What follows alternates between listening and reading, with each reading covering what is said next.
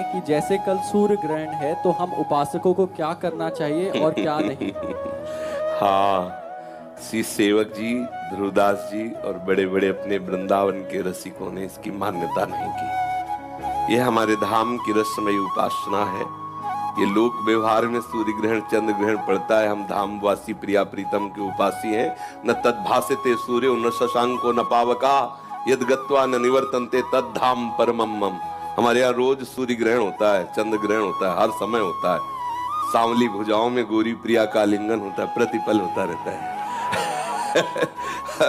हमारे यहाँ सेवक जी कहते हैं, तहां न ग्रहण लगन के वेद, तहां को दिन दिन कछु नहीं, नहीं शुभ शुभ मान अपमान, नहीं अनत भ्रम कपट सयान, स्नान क्रिया जप तप नहीं, ज्ञान ध्यान तहां सकल प्रयास, सुनो रसिक हरिवंश विलास, श्री हरिवंश गायो राधा वल्लभ श्री हरिवंश।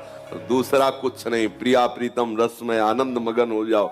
ये सब एक सिद्धांत है। तो एक सिद्धांत दूसरे सिद्धांत के लिए आवश्यक नहीं है कि वो आवश्यक हो। अगर कह दे ऐसा होना आवश्यक है तो आप उदाहरण देख लीजिए महापुरुषों। हमारा सिद्धांत हमारी प्यारी जो और प्यारे जो के सिवा दूसरा कुछ है नहीं। जब कोई ज्ञानी ज्ञान मार्ग में चलता है तो एक सूत्र उसको स्वीकार करना होता है, ब्रह्म सत्यम जगन मिथ्या। केवल सत्य है ब्रह्म, संपूर्ण संसार मिथ्या है। अब बोलो कहां ग्रहण है, कहां नक्षत्र है, कहां दिन है, कहां वार है, कहां तिथि है। ये सब लोक व्यवहार में है। हम न लोक में है न परलोक में है, हम तो भगवत अनुराग में है। प्यारी जू के चरणारविंद। कोई हमारे हृदय में ना कोई कौन सी तिथि है ना कौन सा वार है। हर तिथि हर वार में श्यामा श्याम से प्यार है, बस और कुछ नहीं, दूसरी कोई बात। और ना सच्ची बात कहते हैं, हमें सुनने में चुभता है। ओ आज ग्रहण है, पर्दा लगा दो। ऐसा क्यों पर्दा लगा दे? किसका ग्रहण? कौन ऐसा ग्रहण में ऐसा नक्षत्र है वो सवा है जो हमारी प्यारी जू प्यारे जू तक पहुंच सके, प्यारी जू प्यारे जू की उपासना को रुकवा दे? नहीं नहीं, कोई भी ग्रह ऐसा नहीं है जो इतना बलवान हो कि हमारे श्याम सुंदर और लाडली जू के विलास में लग जाए।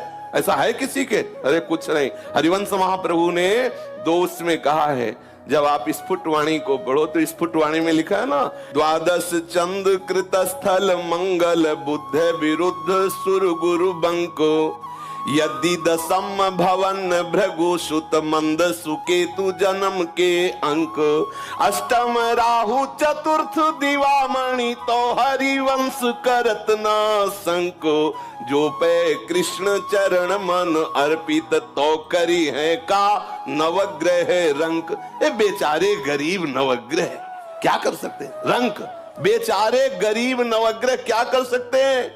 हम श्यामा श्याम क्यों, ये सब विरुद्ध जगह बैठ जाए। बोले तुम्हारे शनि विरुद्ध, अरे शनि नहीं, सब विरुद्ध बैठ जाए। ये तो रसोपासना है।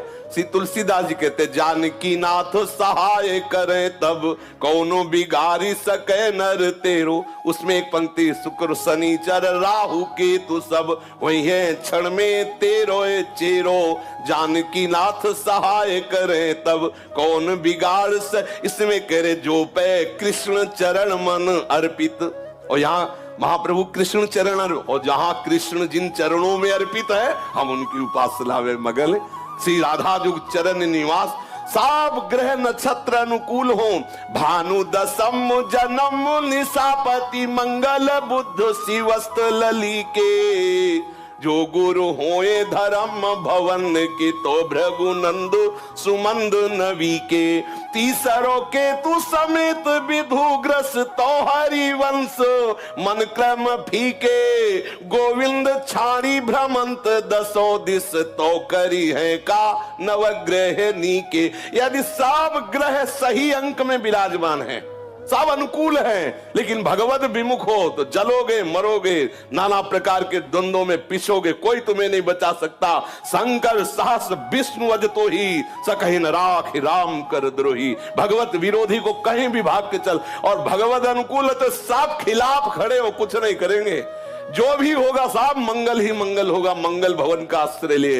ये तो हुई साधारण असाधारण बात। हम निकुंज उपासक हैं, प्यारी जू प्यारे जू के जहां सूर्य चंद्र ही का प्रवेश नहीं तो ग्रहण की क्या बात है।